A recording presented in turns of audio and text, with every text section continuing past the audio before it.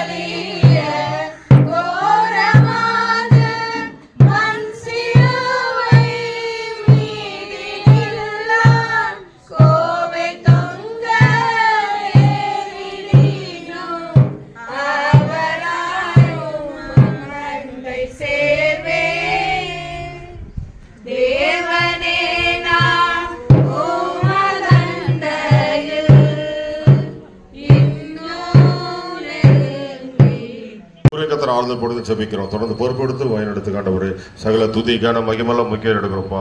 இயேசு கிறிஸ்துவின் ஜெபம் கேளுங்க ஜீவனும் நல்ல பிதாவே, ஆமென். இருந்து எங்களுக்கு நன்றாக வழக்கம். காரணம், பாலவாக்கம் திருச்சபையிலே போதகராய் ஊழியத்திற்கு அமர்த்தப்பட்ட பொழுது அருமையான தாயாரை அவருடைய குடும்பத்தோடு கூட கர்த்தர் ஒரு ஐக்கியத்தை ஏற்படுத்தினார். அவர்களை குறித்து சொல்ல வேண்டும் என்று சொன்னால், அவர்கள் தன் கணவரை இழந்த பிறகு தன் பிள்ளைகளை கஷ்டப்பட்டு அவர்களை படிக்க வைத்து உருவாக்கினவர்கள். பிள்ளைகளுக்காகவே அவர்கள் வாழ்ந்தார்கள் என்று சொல்லலாம். விசேஷமாக அவங்களுடைய மூத்த மகன் சாம் அவர்களை மிஷினரியாக அனுப்பும் பொழுது எனக்கு கொஞ்சம் பயத்தோடு தான் நான் அவங்களோட பேசினேன், என்ன சொல்லுவாங்களோ அப்படின்னு சொல்லி. அப்போ அவங்க சொன்ன வார்த்தை இன்றைக்கு எனக்கு ஞாபகத்தில் இருக்கிறது. அந்த நாளில் குடும்ப கஷ்டம், குடும்பத்தில் வறுமை தான். சாமுடைய சம்பளம் தான் குடும்பத்திற்கு உதவியாக இருந்தது. அவர் சம்பாரிச்சு தான் குடும்பத்தை நடத்திட்டு இருந்தார். அம்மா வேலைக்கு போவாங்க, அவ்வளோதான்.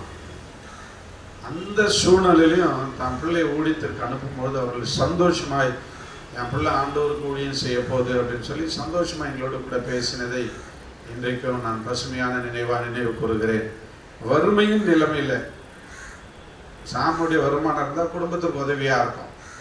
அந்த நிலைமையில் ஊழியத்துக்கு அவர்கள் சந்தோஷமாக அனுப்பினார்கள். எனவே இன்றைக்கு அவர் ஒரு ஏரியா பாஸ்டரா பீகாரில் ஒரு நல்லதொரு நம்பிக்கையோடு கூட துக்கம். அந்த துக்கத்திற்கு காரணம் என்னவா இருக்கணும்னா, அவங்க போய் இருக்கிற ஆண்டோடைய சமூகத்தில் நாம் இன்னும் ஆயத்தமாகலையே, நான் போகலேங்கிற துக்கம் நமக்கு வரணும். அவங்க இறந்துட்டாங்களேன்னு சொல்லி அழுகிறத விட, அவங்க போயிருக்கிற இடத்திற்கு நான் போக இன்னும் ஆயத்தமாகலையே அப்படின்ற ஒரு துக்கம் நமக்கு வரணும். நம்பிக்கை என்னன்னா, யோபு சொல்ற மாதிரி, அந்நிய கண்களால் அல்ல என் சொந்த கண்களினாலே அவர்களை காண்போம் என்கிற நம்பிக்கை. தாவீது சொல்லும் போது சொல்றாரு, நான் இருக்கிற இடத்திற்கு இனி என் பிள்ளை வரப்போறதில்லை, ஆனா என் பிள்ளை இருக்கிற இடத்திற்கு நான் போக போறேன். அவருக்கு ஒரு நம்பிக்கை பாருங்க, பிள்ளை யார் இடத்துல இருக்குது, ஆண்டவரிடத்துல, நான் அங்க போவேன். அப்போ இன்றைக்கு ஆண்டவருடைய பிள்ளைகள் நம்பிக்கையோடு கூட நாம் துக்கிக்க வேண்டும். துக்கம் எல்லாருக்கும் வரும், யாரும் துக்கப்படக்கூடாது, ஆடக்கூடாது அப்படிலாம் ஆறுதலாக 2-3 வார்த்தை சொல்லலாம். ஆனால் தான் வீட்டில் நடக்கும்போது அவங்களால எப்படி இருப்பாங்கன்றது அப்போதான் தெரியும். துக்கம் எல்லாருக்கும் வரும், ஆனால் நம்பிக்கையோடு கூட துக்கம். 2 காரியம் சொல்லியிருக்கிறோம். ஒன்று என்ன நம்பிக்கை அப்படின்னா, அவரை நம்ம பார்ப்போம், அம்மாவை நம்ம பார்ப்போம் என்கிற நம்பிக்கை ஆண்டவருடைய வருகையில், அல்லது நம்ம போனால். துக்கம் எதுக்காகனா, நான் அந்த இடத்துக்கு போக ஆயத்தமாக வேண்டுமே. இன்றைக்கு ஆண்டவர் எனக்கு அந்த மரணத்தை கொடுத்தால் நான் அந்த ஆண்டவரை சந்திக்க ஆயத்தமாக இருக்கிறேன்னா, அப்படிப்பட்ட ஒரு துக்கத்தோடு, ஐயோ நான் ஆயத்தமாகலையே, இன்னும் ஆயத்தமாகணுமே அப்படிங்கிற ஒரு எண்ணம். அதில் ஒரு வசனம், நீதிமான்கள் எடுத்துக்கொள்ளப்படுகிறார்கள், ஒருவரும் சிந்திப்பார் இல்லை. நம்ம எல்லாரும் இன்னும் பூரணப்படலை, அதனால தான் இன்னும் எடுத்துக்கொள்ளப்படலை. நிறைய பேர் நினைக்கிறாங்கன்னா, இறந்துட்டவங்களை பார்த்து இவ்வளோ சீக்கிரம் போயிட்டாங்களே, இன்னும் கொஞ்ச நாள் இருந்திருக்கலாமே. அவங்க பூரணப்பட்டாங்க, ஆண்டவர் எடுத்துட்டாரு, இன்னும் நம்ம பூரணப்படலை. அதனால பூரணப்பட வேண்டும் என்கிற துக்கம் நமக்குள்ள வர வேண்டும். அப்படி வரும்போது நிச்சயமாய் நாம் பூர்ணப்பட்டு அவர் இருக்கிற இடத்துல அவரோடு கூட நாம் செல்ல ஆயத்தமாகும். கர்த்தர் இந்த வார்த்தையினாலே குடும்பத்தாரை ஆறுதல் படுத்துவாராக. தாயார் ஒரு வேளை நம்மோடு கூட இராவிட்டாலும் ஆண்டவருடைய வார்த்தை சொல்லுகிறது, இந்த உலகத்தின் முடிவு பரிந்தும் சகல நாட்களில் நான் உங்களோடு கூட இருக்கிறேன். எனவே அந்த ஆண்டவர் உங்களை ஆறுதல் படுத்துவாராக. கர்த்தர் உங்களை ஆசீர்வதிப்பாராக. ஆமென். வார்த்தையின்படி குடும்பத்தின் மக்களையும் தேவன் தம்முடைய வார்த்தையினாலே திடப்படுத்தி ஆறுதல் படுத்தும்படியாக நாம் ஜெபிப்போம். நம்மத்திலே மாஸ்டர் பிரேம்குமார் அவர்கள் ஜெபிப்போம். நேசபிதாவே, கர்த்தராகிய இயேசு கிறிஸ்துவ நாமத்தில் துதிக்கிறோம். அடக்க ஆராதனையில் மறுபடியும் நாங்கள் ஜெபிக்கிறோம். 1 தெசலோனிக்கர் 4:13 நினைவுபடுத்தினீர். அக்காவுடைய சாட்சியை சிறிதளவு நினைவுபடுத்தினீர். அதுக்காக ஸ்தோத்திரிக்கிறோம். கர்த்தரே, இறங்கி அவளை ஆறுதல் படுத்தும்படியாய் ஜெபிக்கிறோம். ஆண்டவரே, பீகாரில் ஊழியம் செய்கிறதான ஆண்டவரே, போதகர் ஆண்டவரே சாமுவேல் டெம்ப்ளரோடக்காய் மிஷனரிக்காய் ஆண்டவரே ஜெபிக்கிறேன். கர்த்தர் ஆண்டவரை மட்டும் அவரை நடத்தி கொண்டு வந்தீங்க. குடும்பங்களை கர்த்தர் ஆசீர்வதிங்கப்பா. இந்த சூழலை கூட காணாதபடி ஆண்டவரே இருக்கிறதான ஆண்டவரே அவருடைய ஆண்டவரே மனைவி மற்றும் ஆண்டவரே பேர குழந்தைகள் ஆண்டவரே 4 பேரை நினைவு கூறுகிறோம். கர்த்தாவே, அந்த குழந்தைகளை கூட கர்த்தர் ஆறுதல் படுத்தும். ஆண்டவரே சாமுவேல் டெம்ப்ளரோட மனைவி கர்த்தர் ஆறுதல் படுத்துவீராக.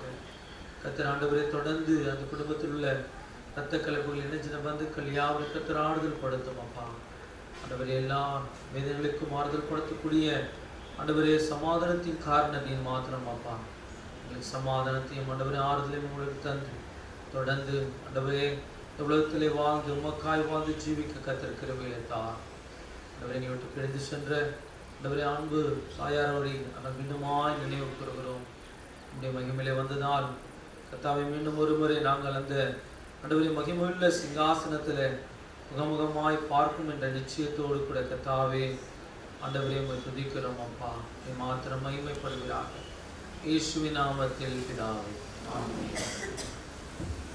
தொடர்ந்து அன்பு தாயாரை ஆறுதலான வார்த்தையும் சாட்சியோடு கூட மக்கள் இருக்கிறோம்.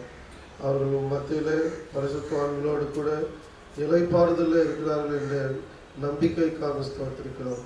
அவர்கள் குடும்பத்தை எல்லாரையும் ஆண்டவரே நீர் இருக்கிற உறவினர்களையும் இங்கே இருக்கிற ஒவ்வொருவரையும் நீர் தேற்றி தைரியப்படுத்தி ஆறுதல் படுத்துகிறார்கள். நாங்களும் உங்களுடைய வருகைக்காக ஆயத்தப்படுத்தப்பட கிருபை செய்திருந்தோம். ஒரு நல்ல கருத்து ஒப்பு கொடுத்து மீதியான நேரத்தை நீர் தாங்கள் ஆசீர்வதித்து வழிநடத்த வேண்டும் என்று கர்த்தராகிய இயேசு கிறிஸ்து நாமத்தில் தாழ்மையுடன் ஜெபிக்கிறோம் பிதாவே, ஆமென். தொடர்ந்து உறவின் மக்கள் திருச்சபையார், நீங்கள் தாயாருடைய முகத்தை பார்க்கிறவர்கள் வலதுபுறமாய் வந்து இடதுபுறமாய் செல்லும்படி உங்களை அன்போடு கேட்டுக்கொள்கிறேன். தாயாருடைய முகத்தை பார்க்குறவங்க உறவின் மக்கள் திருச்சபையார் முன்பதாக வந்து அப்படி லைனாக வந்து பார்த்துட்டு நீங்கள் போய் அமரும்படி உங்களை கேட்குறேன். வெளியில் இருக்கிறவங்க எல்லாரும் தாயாருடைய முகத்தை பார்க்கிறவர்கள் நீங்கள் உள்ளே வந்து பார்க்கும்படி உங்களை அன்போடு கேட்டுக்கொள்கிறேன்.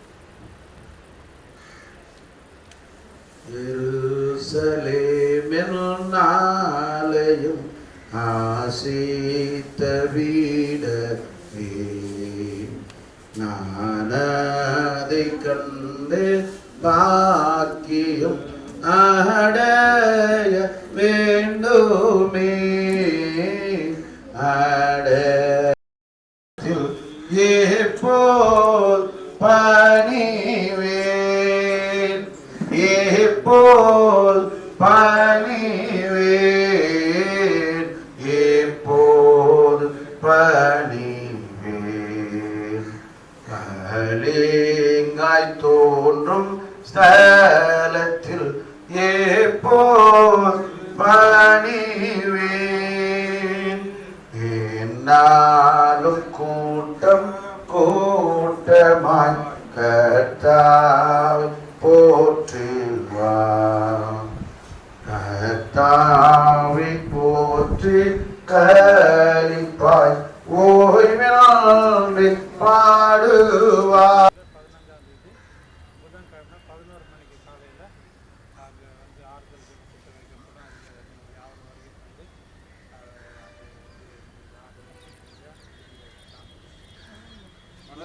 புதன்கிழமை 15ஆம் தேதி காலை 11 மணிக்கு பாலவாக்கம் திருச்சபை வளாகத்தில் கீழே ஆறுதல் ஜெப கூட்டம் நடைபெறும் என்பதை குடும்பத்தின் சார்பாக தெரிவித்துக் கொள்கிறேன்.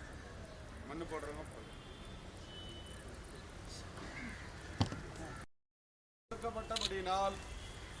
நித்திய ஜீவனுக்கு மகத்துவமுள்ள உயிர்த்தெழுதல் உண்டாகும் என்கிற நம்பிக்கையின் பேரில் நாம் இவருடைய சரீரத்தை மண்ணுக்கு மண்ணாகவும் புழுதிக்கு புழுதியாக ஒப்புக் கொடுக்கிறோம். ஸ்திரீனிடத்தில் பிறந்த மனுஷன் வாழ்நாள் குறுகினவனும் சஞ்சலம் நிறைந்தவனுமாய் இருக்கிறான். அவன் பூவை போல் பூத்து நிழலை போல நிற்காமல் ஓடி போகிறான். உயிரோடு கூட இருக்கும்போதே சாவுக்குட்பட்டிருக்கிறோம். எங்கள் பாவங்களை மன்னிக்கிற எங்கள் ஆண்டவரே, எங்கள் குற்றங்களை மன்னித்து எங்களை உம்மோடு கூட சேர்த்து கொள்ளும். ஜெபிக்கலாம். நாங்கள் ஆராதிக்கும் நல்ல தகப்பனே, ஸ்தோத்திரிக்கிறோம். விசேஷமாக இந்த நாளில் அன்பு புதர்சன வார்த்தையின்படியாக ஆண்டவரே, நாங்கள் அன்று விதைக்கப்பட்டு இருக்கிறோம். ஆண்டவரே, வரிகளை அன்பு சகோதரி பார்க்கும்படியாக கர்த்தர் உதவி செய்ய நமக்கு நன்றி செலுத்துகிறோம். விசேஷமாக இந்த நாளில் மகளை பிரிந்து வாழ்கிற மகளுக்காக பிள்ளைகளுக்காக ஜெபிக்கிறோம். கர்த்தரை ஆறுதல் படுத்துவீராக. இயேசு ஜெபிக்கும் நல்ல தகப்பனே. ஆத்துமாவே